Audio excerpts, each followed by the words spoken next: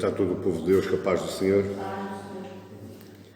Evangelho do Senhor Jesus Cristo, segundo escreveu Mateus, capítulo 7, e hoje quero ler convosco do verso 7 ao 12. Verso 7 ao 12.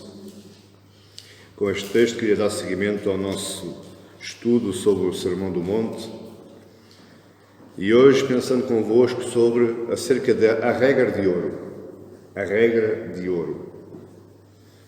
Mateus capítulo 7, do verso 7 ao 12. Eu pedi a alguém para se sentar daquele lado também, que é para assim, olho para os dois lados.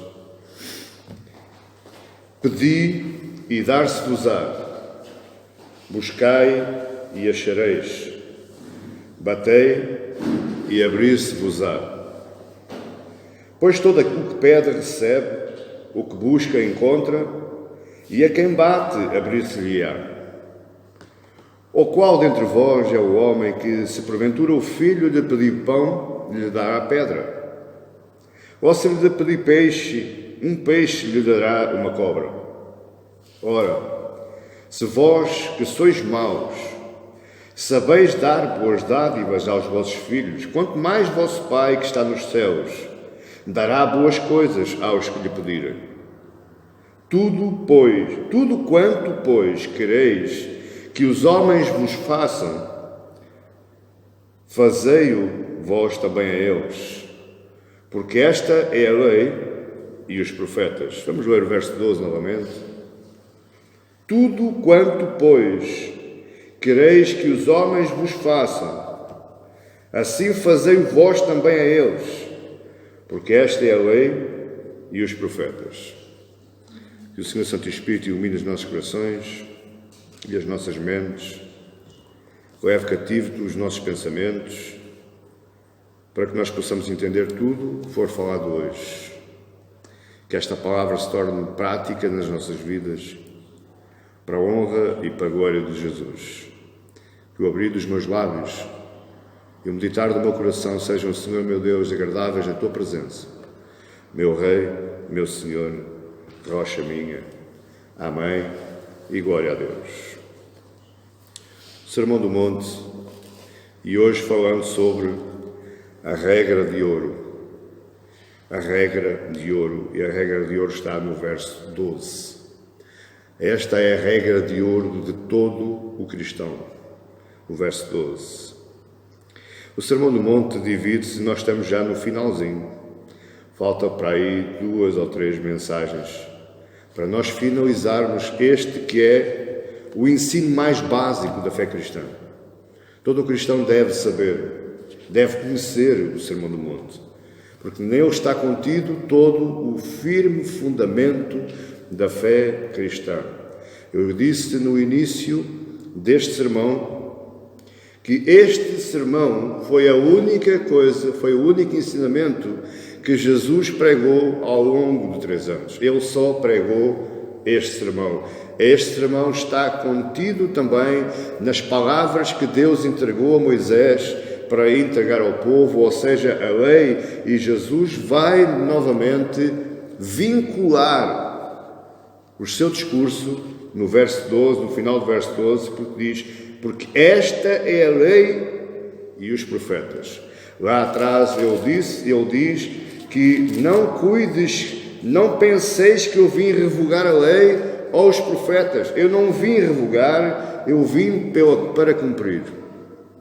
O problema está nesta mensagem, neste sermão, é que nós queremos alterá-lo. Não nos agrada. Não nos é propício a nós. Não nos massaja o nosso ego.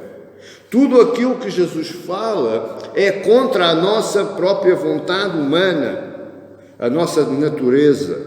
Nós não queremos fazer isto. Nós não queremos ser assim. Nós não queremos ser pobres em espírito. Nós não queremos ser mansos. Nós não queremos chorar. Nós não queremos ser misericordiosos. Nós não queremos ser perseguidos, porque isso nos causa transtorno à nossa vontade. O que nós queremos é ser campeões. O que nós queremos é ser vencedores. O que nós queremos é estar sobre tudo e sobre todos. os que nos rodeiam. Tudo o que passar disso é contra nós. Nós não o queremos. E Jesus divide este sermão, ou eu penso que ele dividiu, praticamente em 5 pontos. A primeira é a mudança do caráter do homem que quer ser cristão. E essa mudança de caráter nunca passa por mim. Porque eu, para mim mesmo, eu não quero ser cristão. Por mim mesmo, eu não quero amar o próximo. Por mim mesmo, eu não quero ajudar o próximo. Por mim mesmo, eu não quero ser dependente de Deus. Então esse trabalho foi Deus que fez em mim. Ele transformou o meu caráter, Ele transformou a minha essência e me fez humilde e me pôs a chorar e me colocou com mansidão e me pôs com fome e sede de justiça, colocou-me a ser misericordioso. É um trabalho que é Deus, através do Espírito Santo, que trabalha em mim. O primeiro ponto é a mudança de caráter do cristão. O cristão tem que ser diferente. O cristão não pode ser igual aos outros.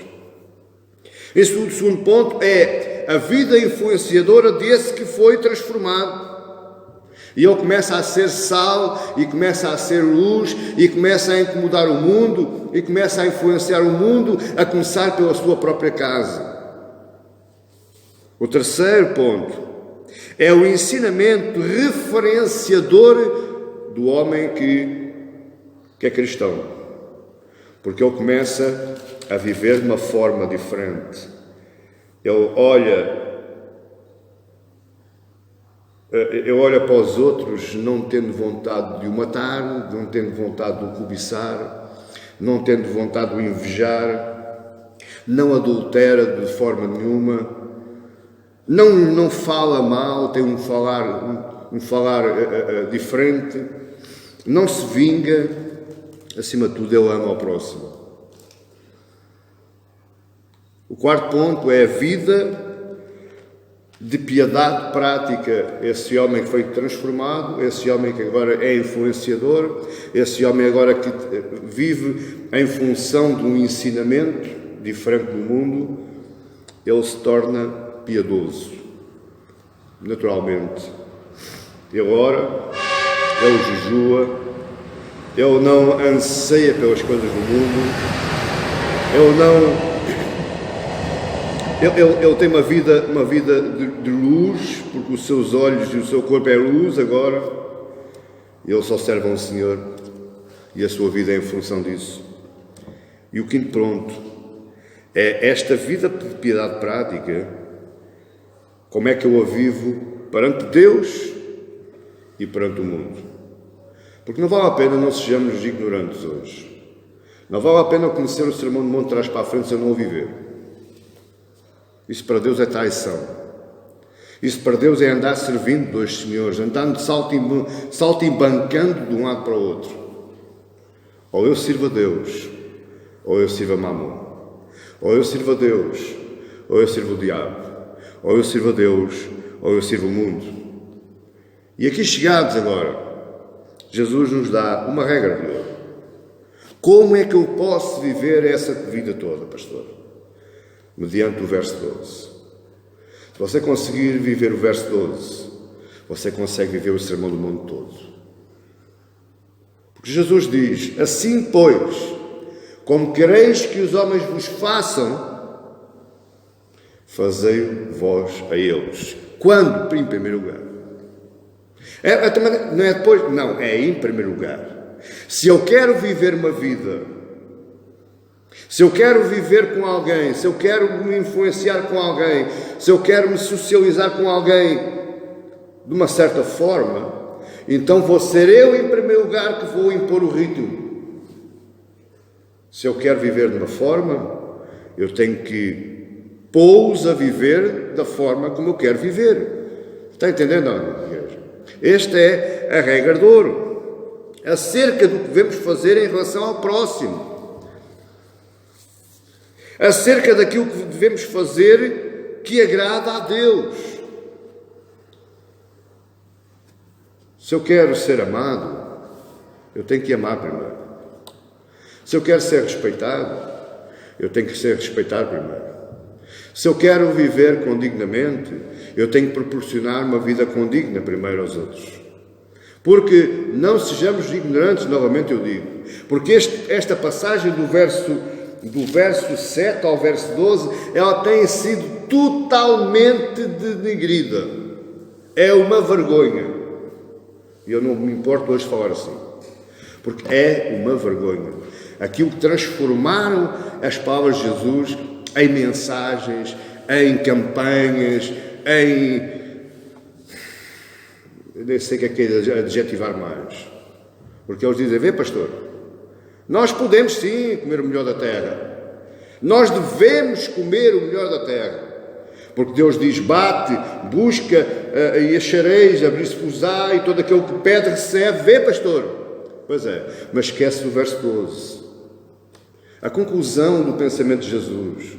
Eles começam pelas primeiras palavras de Jesus e levam-nas para aí fora. Mas esquecem-se da finalização do pensamento de Jesus. Porque é que Jesus diz que aquele que pedi dar-se-vos-á, buscai e achareis, bati, abrir-se-vos-á? Porquê? Porque eu faço aos outros aquilo que eu quero que eles façam a mim. E por isso eu posso pedir, eu posso bater e eu posso achar.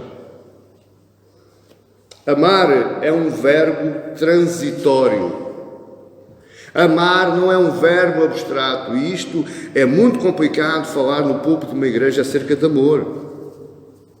Porque as pessoas começam logo navegando, a ir à Lua e voltar, vão a Marte, vão a Júpiter.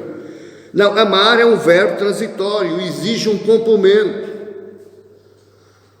Amar necessita de um objeto. Eu tenho que ter alguém para amar. E eu tenho que ter uma motivação para amar. O amor de Deus não necessita de objeto. Então eu amo o próximo porque Deus é amor. E se eu sou à semelhança, à imagem e semelhança de Deus, e se eu sou um cristão com caráter transformado pelo Espírito Santo de Deus, então eu amo porque o meu Deus é amor. Esse deve ser o tipo de amor que nós amamos. Esse deve ser o tipo de relacionamento que nós devemos ter com o nosso próximo. Mais uma vez eu digo, a começar pela nossa casa. Porque amar na rua é muito fácil. Eu quero ver alguém amar em casa. Eu quero ver alguém amar dentro da igreja. De verdade. Sem subterfúgios, sem segundas intenções. Não, amar mesmo, amar. Amar porque eu amo porque amo, porque Deus está em mim.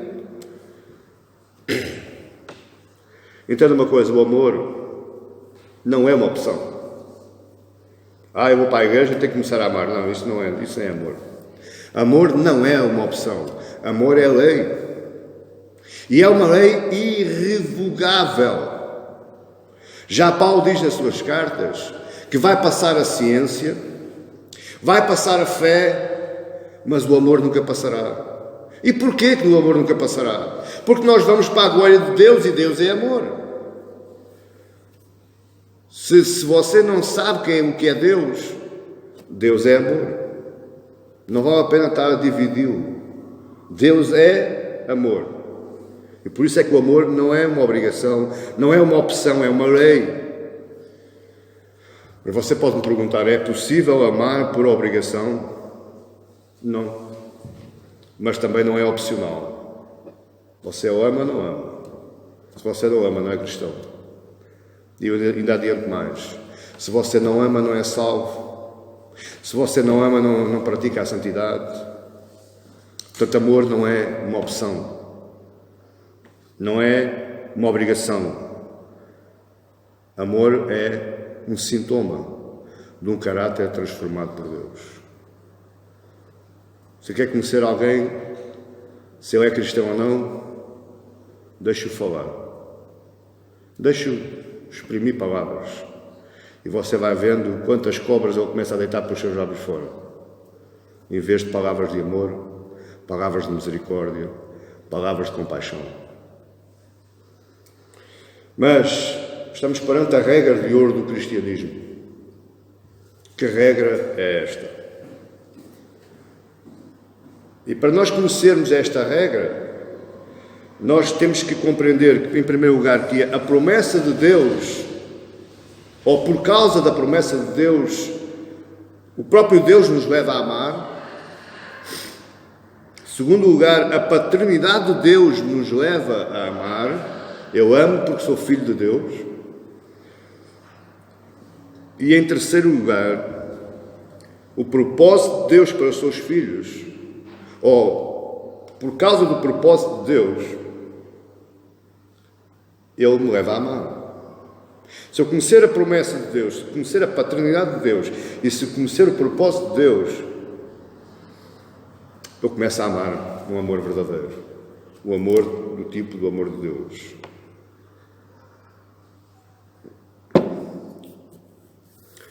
Sim, é verdade. Deus nos ordena a amar. O verso 7 e 8 talvez seja a maior e mais extensível promessa de Deus. Se você quiser conhecer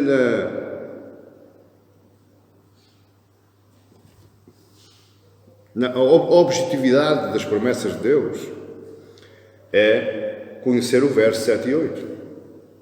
Porque Jesus começa dizendo: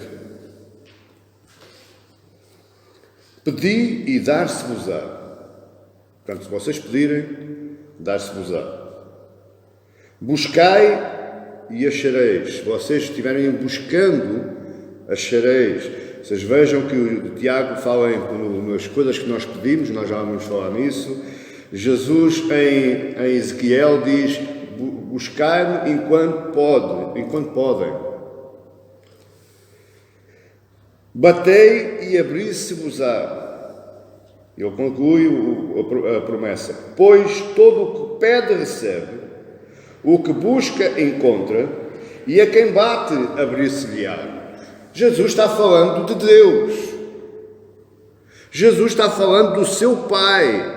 Jesus está falando da promessa de Deus. Não é a promessa do pastor, não é a promessa da igreja, não é a promessa do nome da igreja, não é a promessa da campanha da igreja, não é a promessa do subir ao monte que a igreja promove, não. É a promessa de Deus. Quem pede, recebe, quem busca, acha, e quem bate, abrir-se-á. Esta é a maior e mais extensível promessa de Deus em toda a Bíblia. Porque ela engloba tudo. Tudo aquilo que você pedir, tudo aquilo que você buscar, tudo, em todo o lugar onde você bater, isso será concedido. Mas isto é apenas aos remidos, é apenas aos seus filhos, não é para todos. Desenganem-se quem fala isto.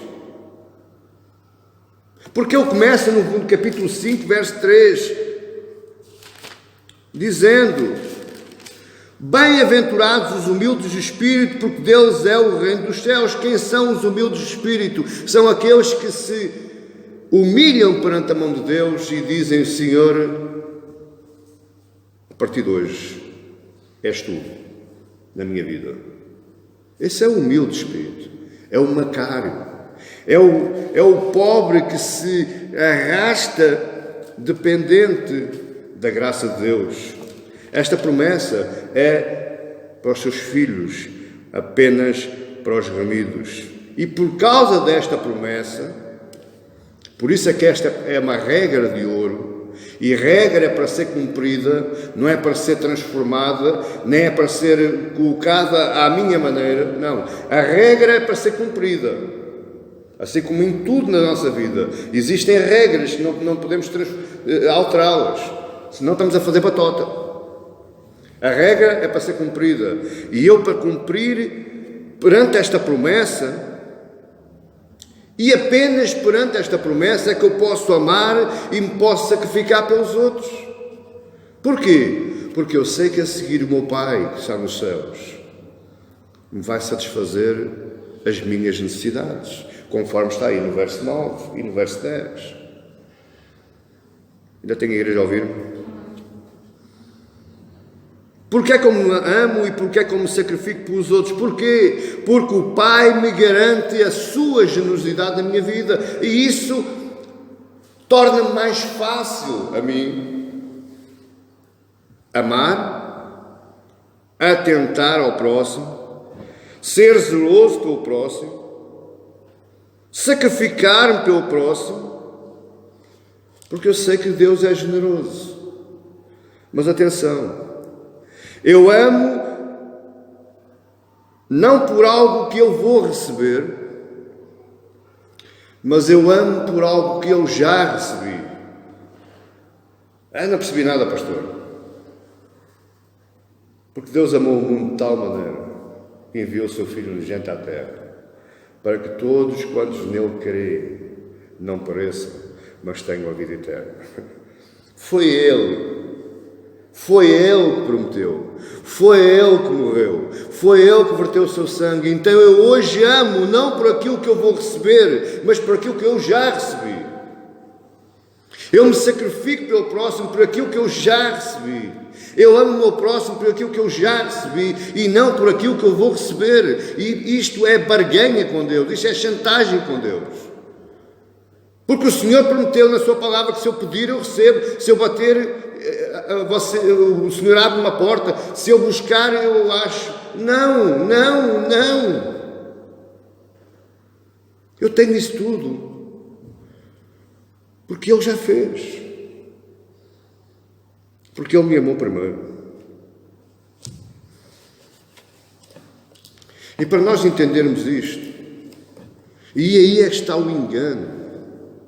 Porque o Senhor Jesus, lá à frente, mais à frente, Ele vai falar sobre os falsos profetas, está aí a partir do verso 15. Porquê é que Jesus fala dos falsos profetas? Porque Ele sabia que as palavras dele no verso 7 iam ser alteradas e adulteradas.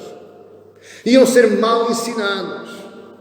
Porque aqui é que está o problema. É os lobos devoradores, os falsos mestres, são lobos devoradores, que alteram as palavras, por forma a que eles fiquem como que um fundamento. Uma imagem de segurança. Não. Pastor, aqui não é imagem nenhuma de segurança. A imagem de segurança é Deus, é Cristo. E para nós entendermos estas palavras, o primeiro pedido que devíamos fazer, para cumprir aí o verso 7, pedir e dar-se-vos-á, o que é que eu vou pedir a Deus? Sabedoria. Esse devia ser o maior pedido que nós deveríamos fazer sempre. Tiago 1,5 diz: se porém algum de vós necessita de sabedoria, peça a Deus, que a todos dá liberalmente e a nada lhes impropera, e ser-lhe-á concedida. Com a sabedoria que nós recebemos de Deus, nós começamos a conhecer mais a Deus. E temos o caso de Salomão. Para que é que Salomão precisava da sabedoria de Deus? Para que é que eu preciso da sabedoria de Deus? Então será que eu não sei se não sou sábio? Será que eu também não estudei, e não estudo, e não pesquiso, e não leio? Para que é que eu preciso de mais sabedoria? Para conhecer o meu próprio erro, em primeiro lugar. Vê que isto não massageia egos, isto não chama povo. Em primeiro lugar, para conhecer o meu próprio erro. Eu preciso de sabedoria de Deus para me conhecer a mim próprio, o miserável, o desgraçado que eu sou. Segundo lugar, para identificar os falsos mestres. Eu preciso de sabedoria de Deus, porque senão eu vou ser enganado. Eu vou ser enrolado. Terceiro lugar, para saber o modo de amar o meu próximo. Nós lembrarmos da parábola do bom samaritano. Jesus vai perguntar depois aos fariseus: de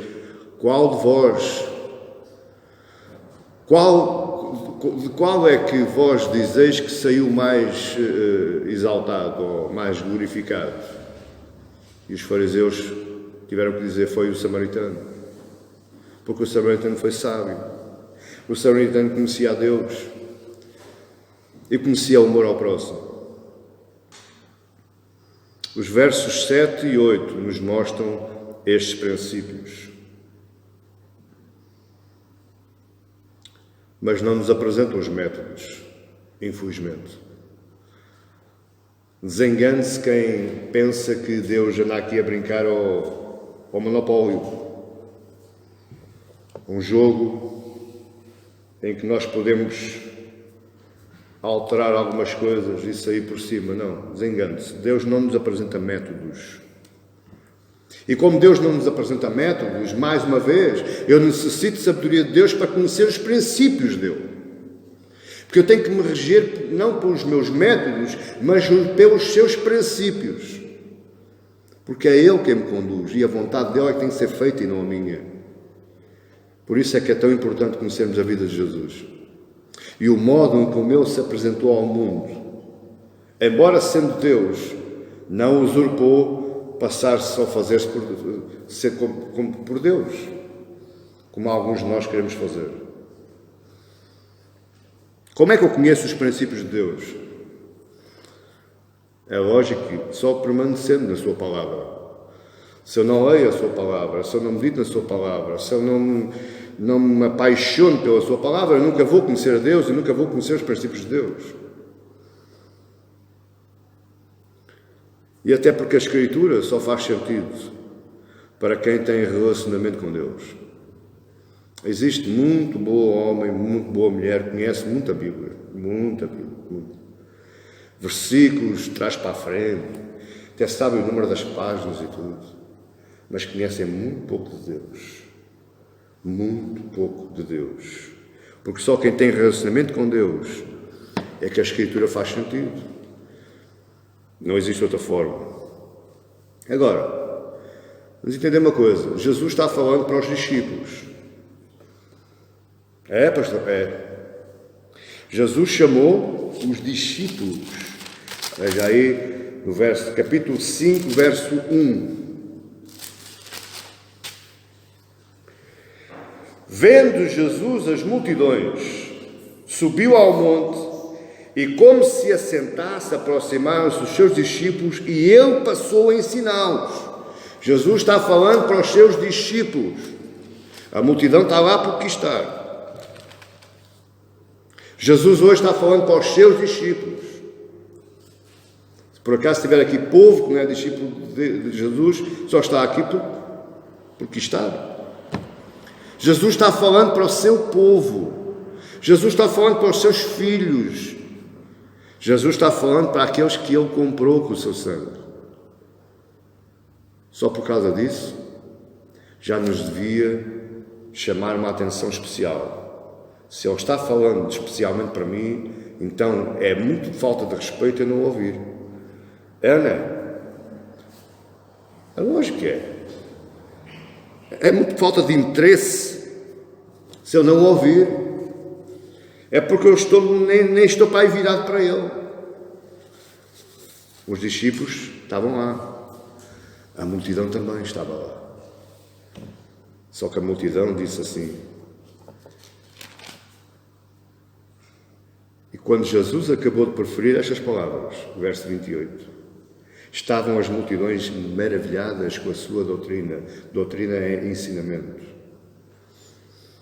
Porque eles as ensinava como quem tem autoridade e não como os escribas, os falsos mestres, os lobos devoradores.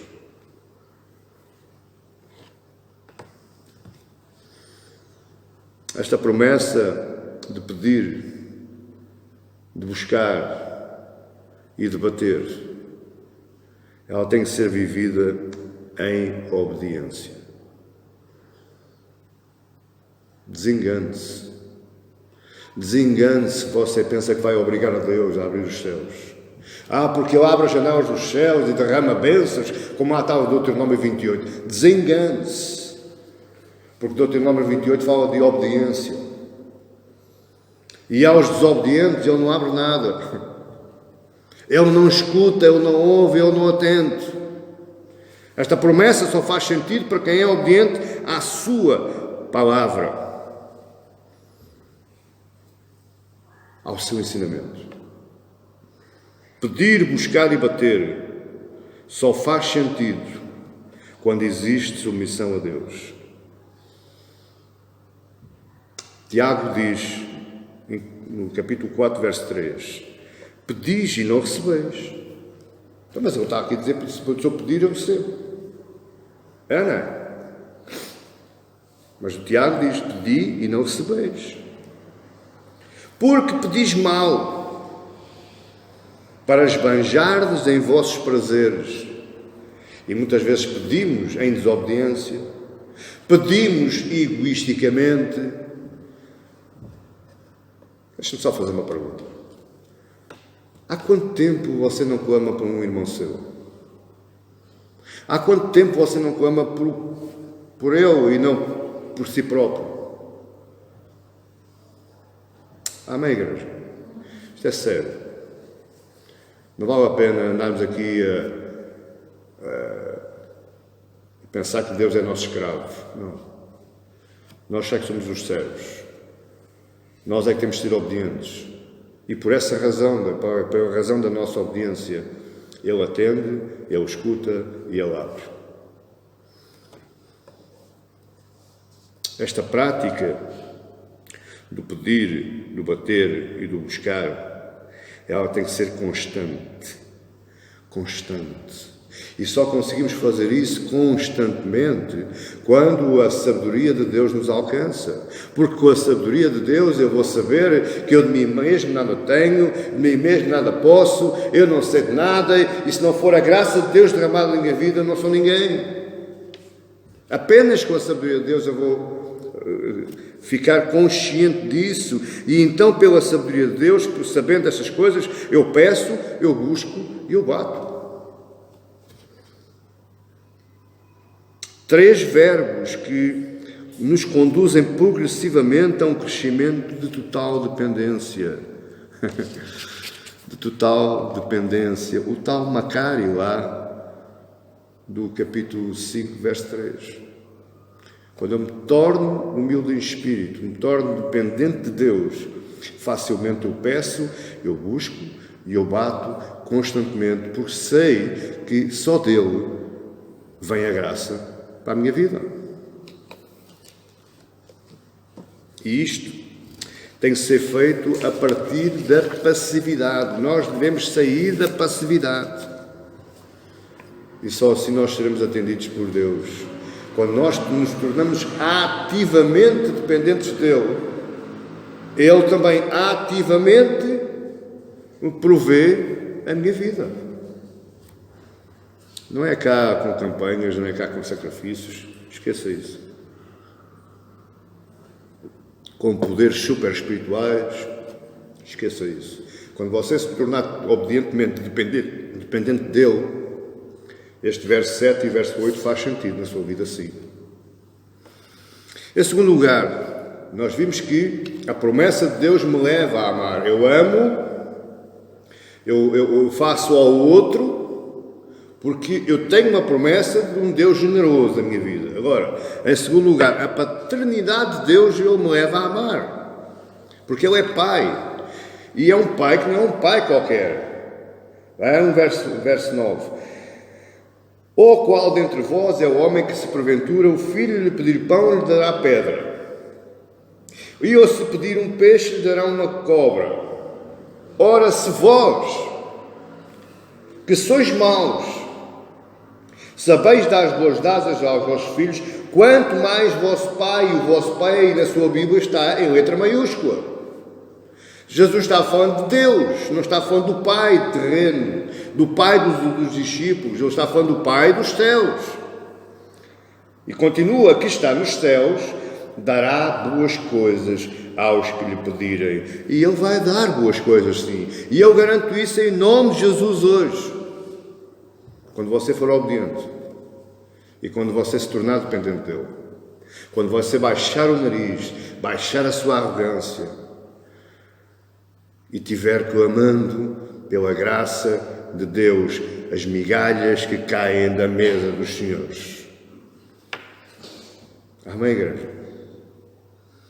Eu sei que não há amém assim muito forte, mas eu amo o meu próximo porque eu tenho um Pai Celeste. E esse Pai me ensina a amar. Esse Pai me leva a amar. O homem mau, nós, nunca damos Ou sempre damos pão e peixe? Sim ou não? E nós somos maus. Somos más. Natureza má. De nada de bom nós temos. E sempre damos pão e peixe. Então não dá mais o Pai que está nos céus. Deus suprirá sempre a nossa vida e a nossa alma. E esta regra de ouro me leva sempre a fazer duas coisas. Primeiro, a cuidar da minha vida física, tanto em mim como ao meu próximo, àqueles que me rodeiam, aos meus familiares, aos meus colegas de trabalho, aos meus colegas de estudo, aos meus irmãos da igreja. Mas em segundo lugar, esta regra de ouro me leva a cuidar da minha vida espiritual. Porque automaticamente, quando eu me torno dependente de Deus, quando eu sou alcançado pela sabedoria de Deus, algo se transforma em mim. E aí a santidade começa a funcionar. Santidade não é ungir com cabeça com óleo. Santidade não é beber água ungida. Nada disso. Santidade começa quando eu abro os meus olhos e compreendo que tem que ser Deus em mim. E de outra forma não funciona. Paulo vai dizer isto. E Paulo começa, mais uma vez, as palavras de Paulo são mal interpretadas. Por Paulo, na sua carta aos Efésios, capítulo 5, onde ele vai trabalhar as várias faces da nossa vida, ele diz no verso 1: sede, pois, imitadores de Deus, como filhos amados. Então, se eu quero imitar Deus, eu odeio. Se eu quero imitar Deus, eu cobiço. Se eu quero imitar Deus, eu invejo. Se eu quero imitar Deus, eu ando sempre em guerrinhas, em dissensões, em divisões. Não. Porque eu imito a Deus como seu filho amado. Porque Ele me amou primeiro.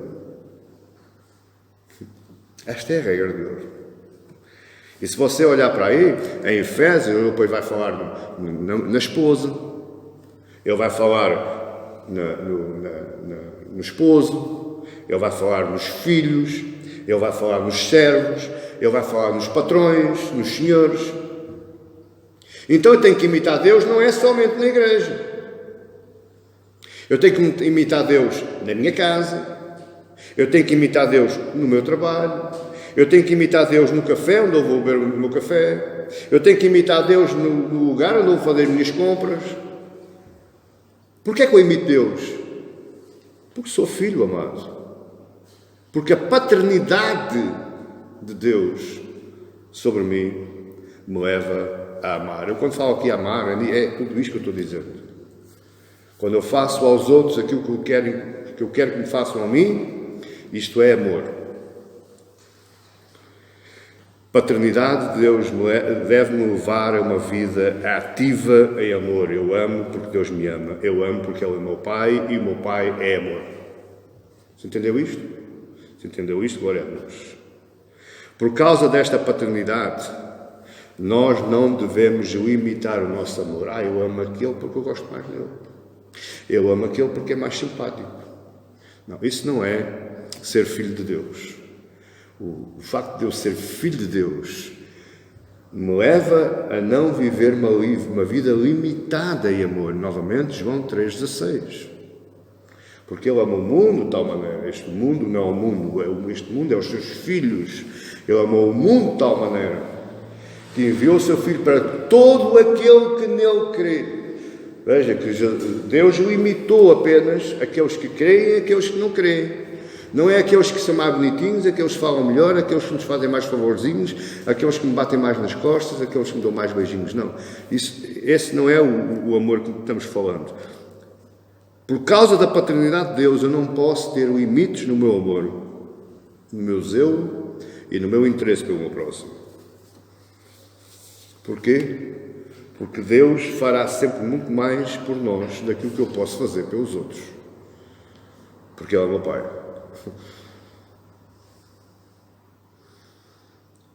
Em terceiro lugar, e para terminar, Já vimos que a promessa de Deus me leva a amar,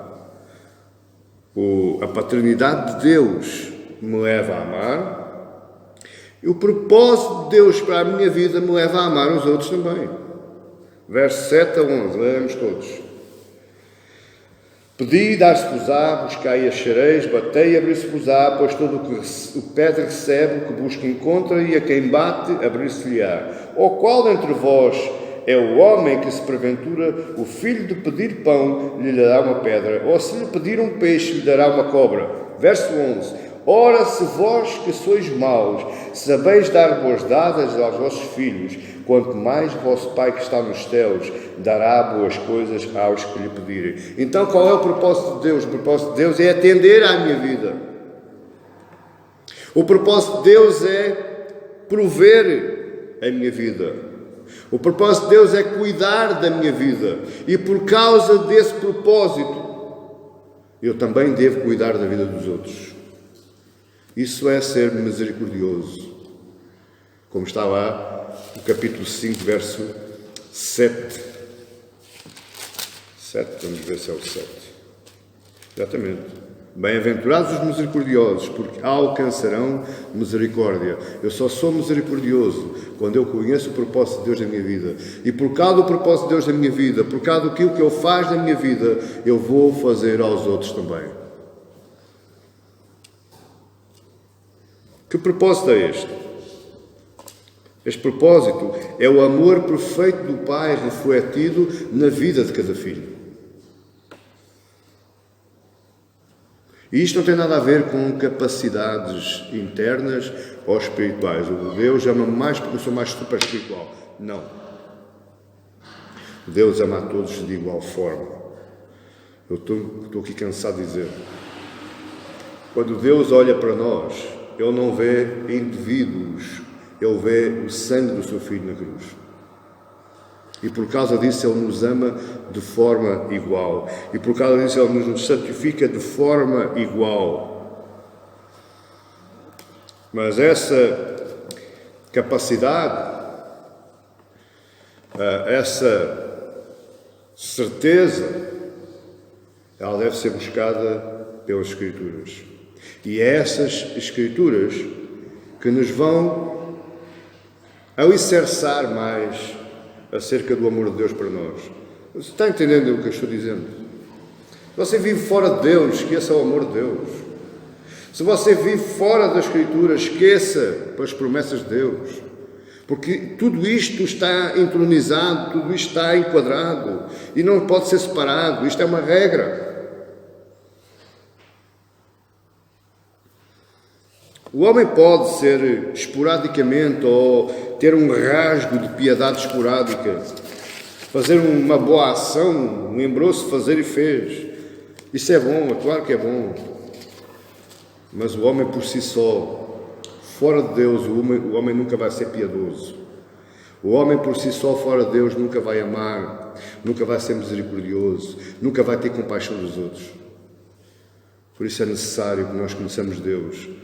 E eu e você só conhecemos Deus pelas Escrituras. Fora das Escrituras, nada acontece.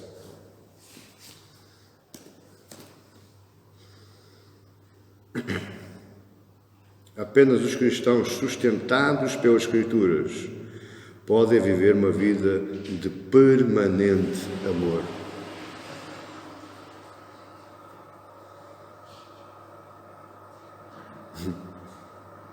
Mas pastor, mas eu só leio a Bíblia de vez em quando.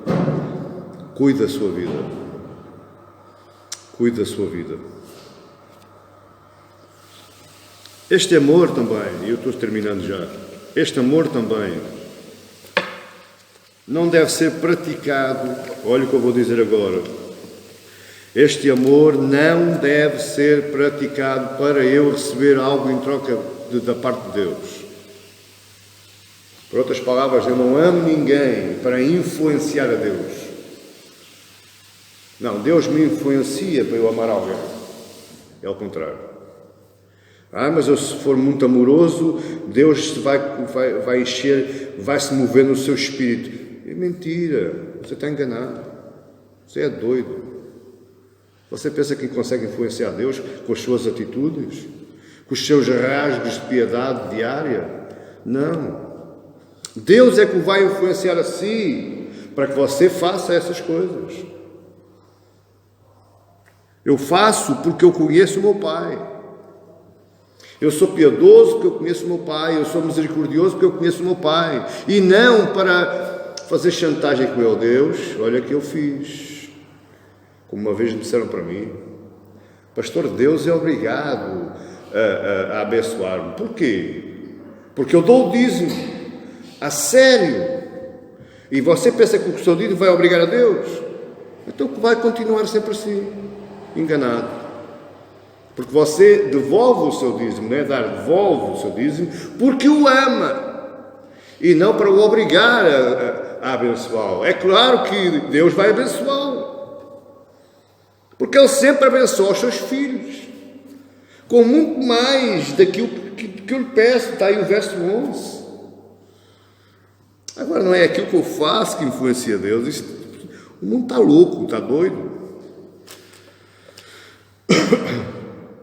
Segundo lugar, o meu amor tem que ser em serviço. O que é isso, pastor? Não é interesse próprio.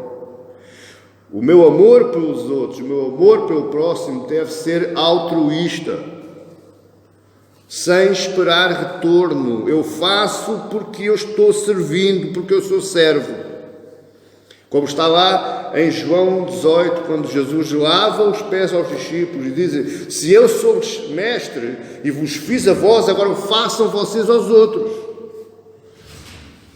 Eu amo, eu cuido, eu zelo do meu irmão, eu zelo do meu próximo, porque eu sou servo e o servo é para servir. Assim como me é permitido pedir, buscar e bater, esta vai doer. Agora acabou tudo em universo. Esta vai doer. Eu vou começar de novo outra vez. Assim como me é permitido, no verso 7, pedir, buscar e bater, eu devo permitir aos outros também que eles peçam, que eles busquem e que eles batam e que eles atendam. Isso é ser cristão. Isso é atender à regra de ouro. Isso é fazer aos outros o que eu quero que me façam a mim. Amém, igreja? Eu sei que é duro ouvir isto, mas olha que eu acredito que mais duro é pregar. Eu preferia que você fosse isso aqui como um campeão na fé, surfando aí por cima das ondas da fé. Só que eu estava a ser um mau mestre. Eu estava a ser um falso profeta. Eu estava a produzir falsos ensinamentos.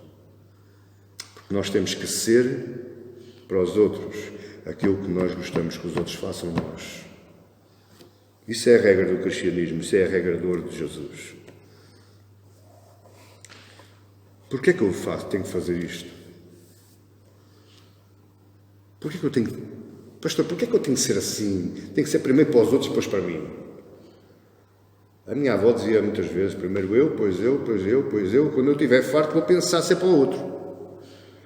Mas Jesus diz assim, não, primeiro é os outros. E em último lugar és tu. Porquê que é isto? Porquê que esta regra, eu tenho que viver esta regra na minha vida? Porquê que eu, para ser cristão, tenho que olhar para isto desta forma? Porque eu fui criado para a glória de Deus. E para mais nada. E quando eu amo o outro desta forma, eu estou glorificando a Deus. Porque estou sendo igual a Ele. Entendeu agora? Não é você, é Deus. Aqui agora não é sua, é de Deus. Eu ouvi uma vez um pastor dizer que nós somos o que menos importa. Eu discordo e concordo. Porque em primeiro lugar é Deus. E eu quando olho para o meu irmão, eu olho para o meu próximo, eu estou fazendo a mesma coisa que Jesus fez. E Ele glorificou o Pai. E Ele foi glorificado. E a minha vida hoje tem que ser de glorificar o Pai, para um dia mais tarde ser eu glorificado com o Pai. Esse é o propósito. Não há outro. Deus não me chamou para ser rico. Deus não me chamou para ser poderoso. Deus chamou-me para ser igual a Cristo, influenciador no mundo. Independentemente de como é que eu vou viver, não importa. Independentemente se as pessoas gostam de mim ou não, não importa. Mas a minha vida tem que ser de glória para Ele e não para mim. Como é que eu vivo então, pastor? E eu vou terminar aí. Como é que eu vivo?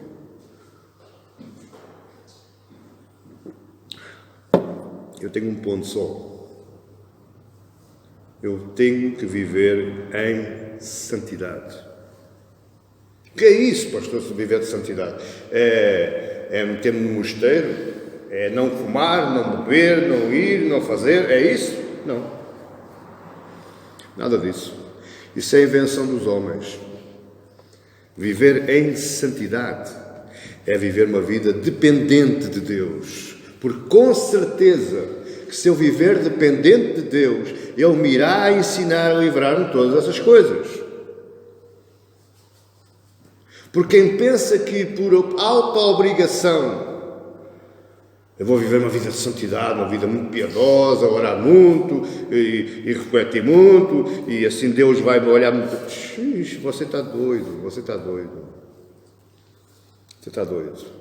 Viver uma vida de santidade é viver uma vida dependente de Deus. Como é que eu vivo dependente de Deus?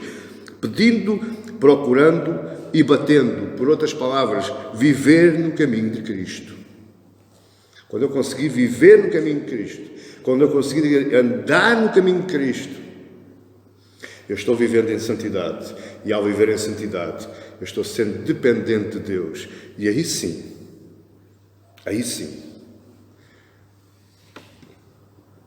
Ele nos dará o pão, o peixe e tudo aquilo que eu necessito e que nem sequer me lembrei de pedir.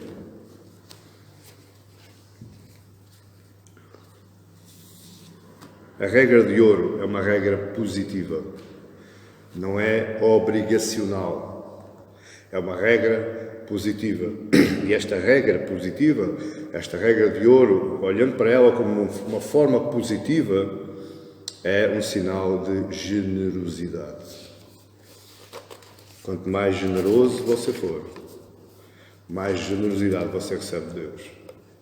Quanto mais a vida você plantar no seu dia-a-dia em função do próximo, mais Deus, o Pai, o abençoará. É assim que funciona. E não de outra forma. Amém, igreja? Que Deus nos ajude a viver desta forma. Que Deus nos ajude a viver assim. Que Deus nos ajude a mudar. Eu sei, não é fácil. Mas que Deus nos ajude. Amém? Que Deus nos possa abençoar em nome de Jesus.